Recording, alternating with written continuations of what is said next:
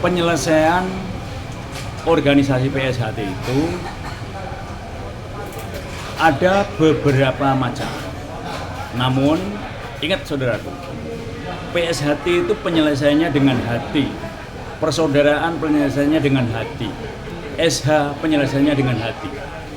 Organisasinya boleh dibawa ke hukum, namun karena organisasi persaudaraan, alangkah eloknya penyelesaiannya intern organisasi.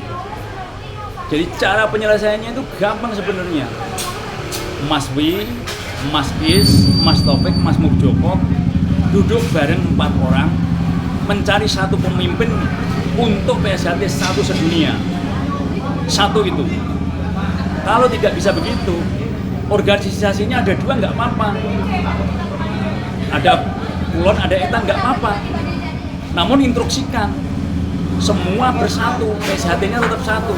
Seperti halnya NU sama Muhammadiyah, sama-sama Islamnya, bersatu, bersaudara. Instruksikan dari atas, jangan rebutan. Hanya struktur organisasi yang 2. PSHT tetap siji, sedulur siji, SH siji. Struktur organisasinya 2 nggak apa-apa, Kulon boleh, Etan boleh, nggak apa-apa. Itu hanya struktur organisasi, hanya seorang kepemimpinan. PSHT-nya hanya satu, begitu. Sambil berdoa bersatu kembali. Walaupun kepengurusannya 2, hanya struktur organisasi yang 2. PSHT-nya 1, SH 1, sedulur 1. Bisa ulang sekali lagi. Penyelesaian PSHT itu dengan hati. Penyelesaian SH dengan hati. Penyelesaian persaudaraan dengan hati. Organisasinya boleh dibawa ke hukum negara.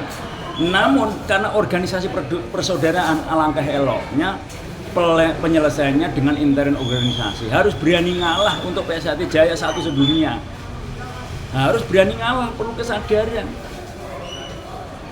Namun yakin, karena perjalanan PSHT itu memang itu ayat Allah yang di alam.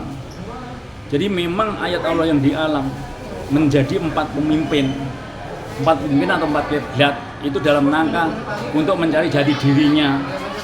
Ketemu 4 kiblat, ketemu pancernya. Kulon itu pikiran, Etan itu hati. Madiun itu pusatnya itu hati.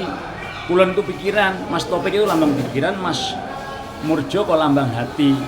Ya seharusnya yang Kulon itu ngalah demi hati, kembali ke hati. Kalau sudah bersatu, udah itu lambang ayat Allah yang di alam.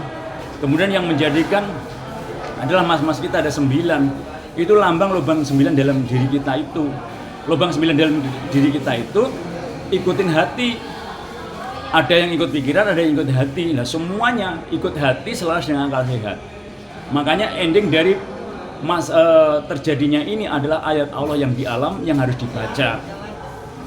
Majelis luhur 9 orang itu lambang dari diri kita, 9 lubang dalam diri kita. Kulon lambang pikiran, Etan lambang hati. Jadi mencari jati diri setelah ketemu 4 pemimpin, Mas Wi, Mas Mur, Mas Taufik, Mas Is, 4 pemimpin itulah 4 kiblat. Pancernya Madiun, Kulon lambang pikiran, sejatinya semua masih satu saudara, satu dalam tubuh, satu dalam pulau Jawa. Ending dari kenal 4 kiblat ini, kenal pusat Madiun, kenal jati dirinya, ya kenal Tuhannya. Endingnya itu kenal Tuhan, namun itu ayat Allah yang di alam. Maka kita berdoa bersama, bersatu kembali, jayalah PSHT. Nggak usah engker-engkeran, jangan sampai saudara sama saudara, satu sama lain hatinya menyimpan noda. Tetap bersama karena ini alam menyelesaikan tugasnya. Ini namanya zaman organisasi. Nanti setelah zaman organisasi selesai, zaman PSHT Jaya. Seperti halnya zaman Batu Akik. Selesai begitu aja. Zaman Gelombang Cinta. Selesai ya begitu aja. Nanti setelah selesai zaman organisasi, zaman PSHT Jaya akan kembali bersatu lebih dulu lagi.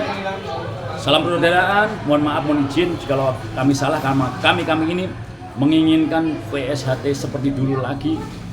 Namun ini goro-goro. Setelah goro-goro, Jumudeling Gapro Ratu.